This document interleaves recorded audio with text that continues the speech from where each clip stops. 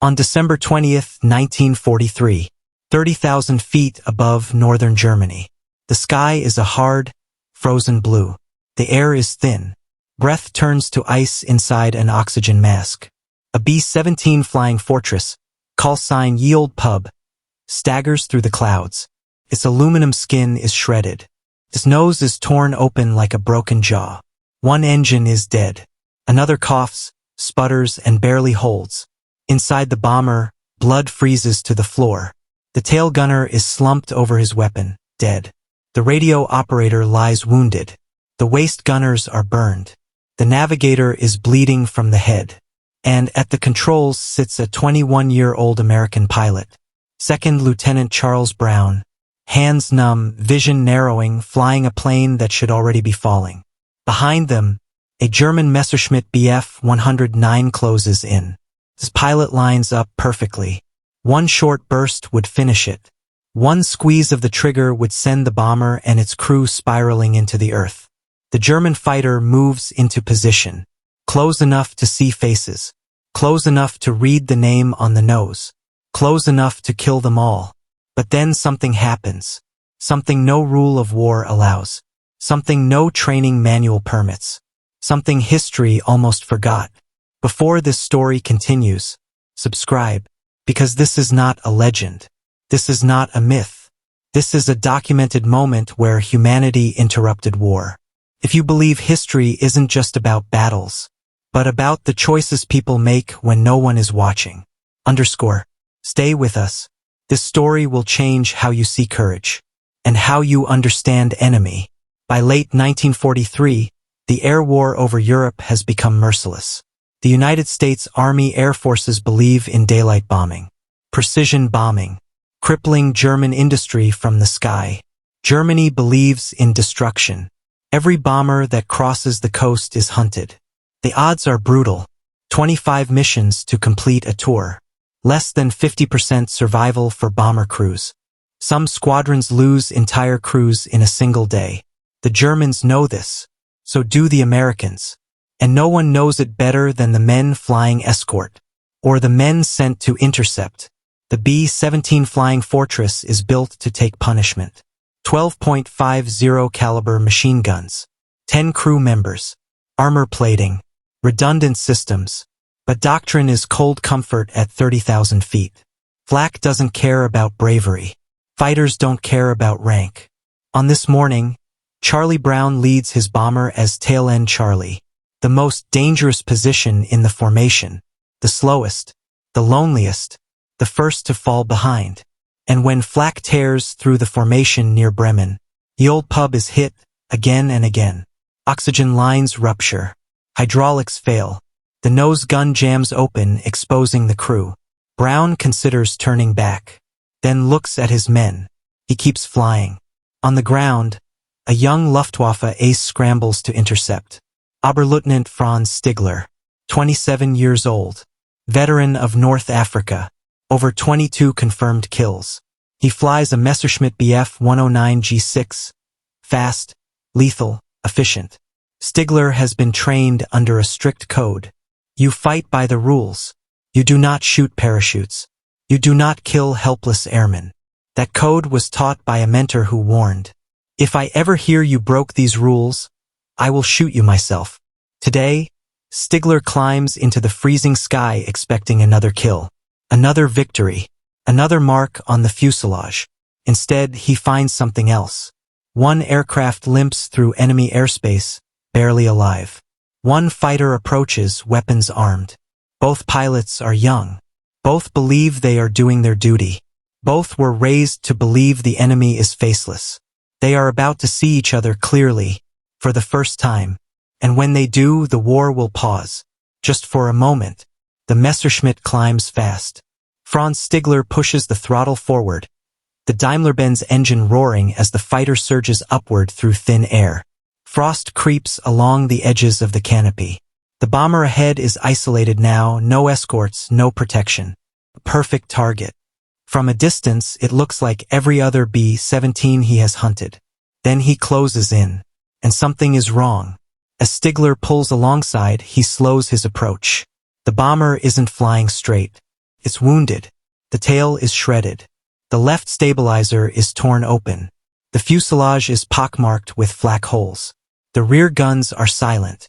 Stigler edges closer, close enough to see inside. Through the torn plexiglass of the nose, he sees movement. Not defensive fire, but men tending to the wounded. One airman is slumped against the frame. Another is holding a bandage against a crewmate's head. This is not a combat-ready bomber. This is a flying hospital ward, barely staying in the air. Stigler's thumb rests on the trigger. Charlie Brown feels the vibration change. He knows what it means. A fighter is on them. Brown looks left and freezes. The German fighter is not firing. It is flying beside them, close enough to see the pilot's face. Close enough that Brown can see the iron cross on the wings, the yellow nose, the dark goggles, the helmet pulled tight against the cold. For a moment, time stretches. Brown thinks of his gunners, dead or wounded. He thinks of his crew, men barely older than he is. He thinks of the oath he swore when he took command of this aircraft. He raises his hand, not to signal surrender, not to beg, just instinct. Franz Stigler stares at the American pilot. The man is young. His eyes are wide. His aircraft is dying. Stigler hears a voice, not over the radio, but in his memory. His former commander.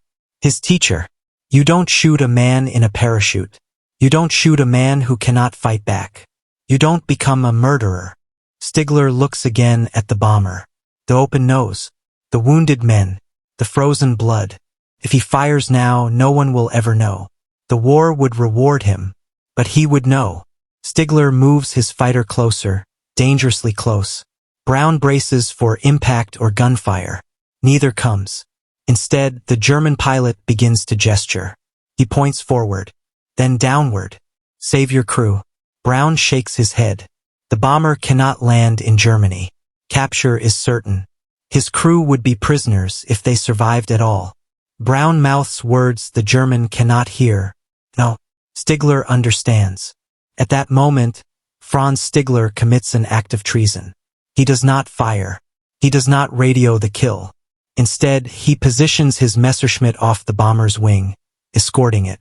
He flies close enough to deter anti-aircraft fire below, close enough to make German gunners hesitate. From the ground, it looks like a fighter finishing off a kill. In the air, it is something else entirely. An enemy choosing mercy. The coastline appears beneath them. Germany fades behind. The North Sea opens ahead. Cold, gray, endless. Stigler knows this is the line.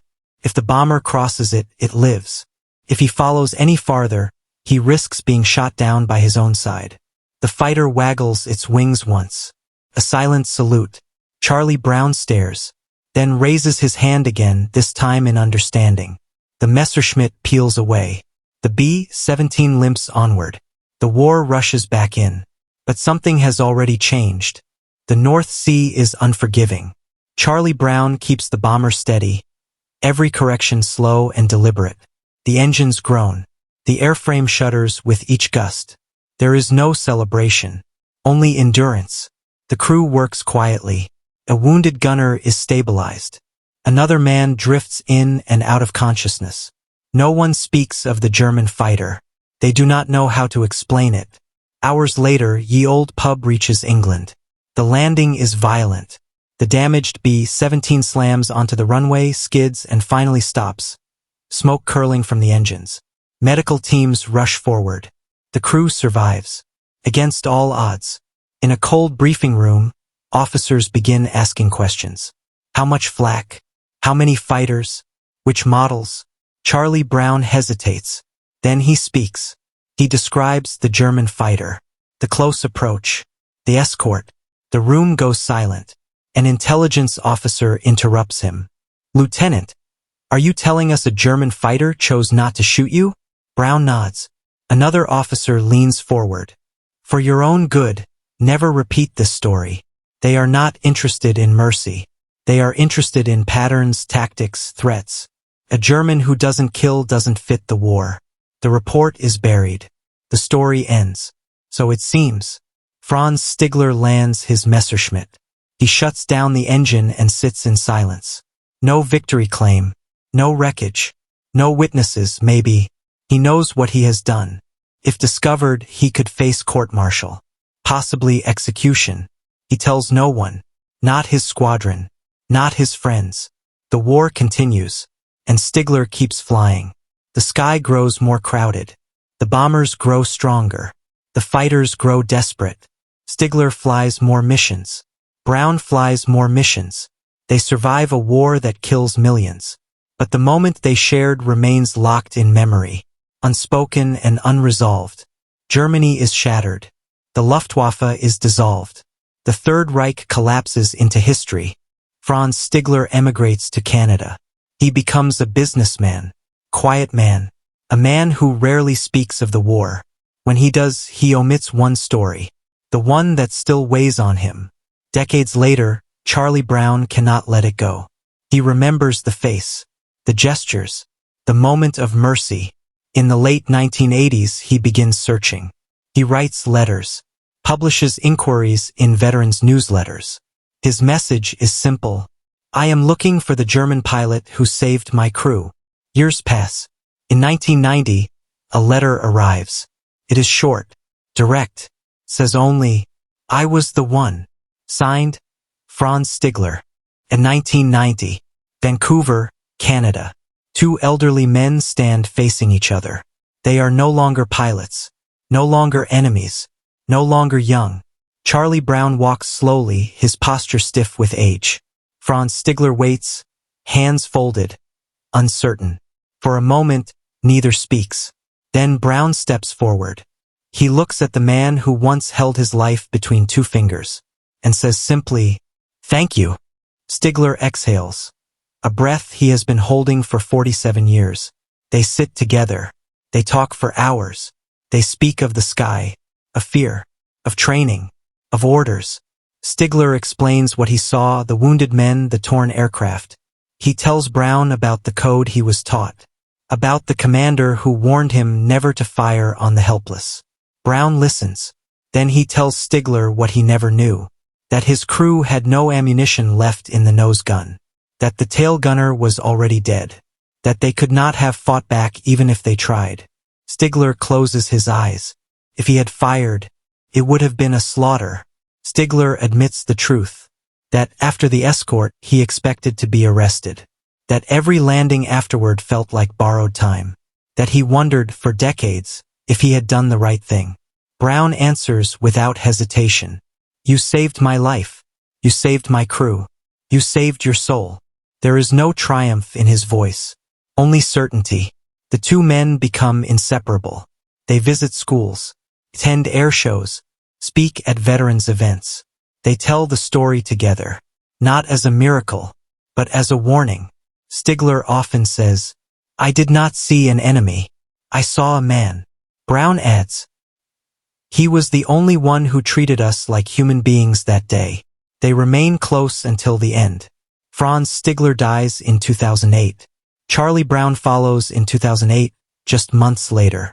They are buried in different countries, but their story belongs to neither. It belongs to history. World War II is often told in numbers. Tons of bombs dropped, aircraft shot down, cities erased, casualties counted in millions. But war is not lived in numbers. It is lived in seconds, in decisions made alone, at 30,000 feet, with no witnesses, and no guarantee of forgiveness. Both men were trained for violence. Charlie Brown was trained to bomb cities he would never see from the ground. Franz Stigler was trained to destroy aircraft full of men he would never meet. Neither was trained for mercy. And yet, mercy appeared, not as weakness, not as hesitation, but as discipline. Stigler did not spare the bomber because he was afraid.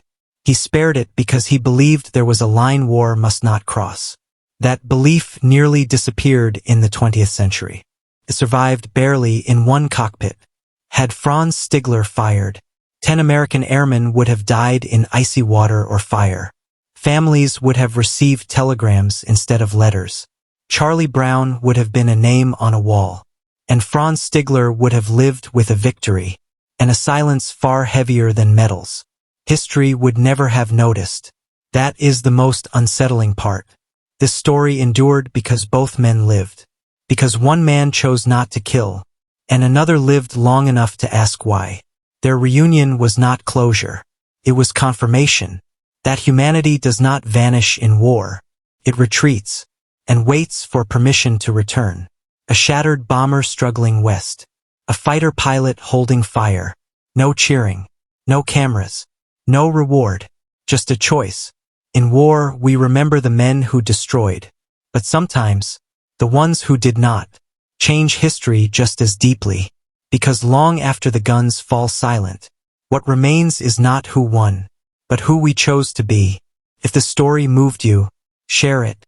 Not to glorify war, but to remind the world that even in its darkest hours, humanity still finds a way to breathe. Subscribe for more true stories where history pauses and conscience speaks.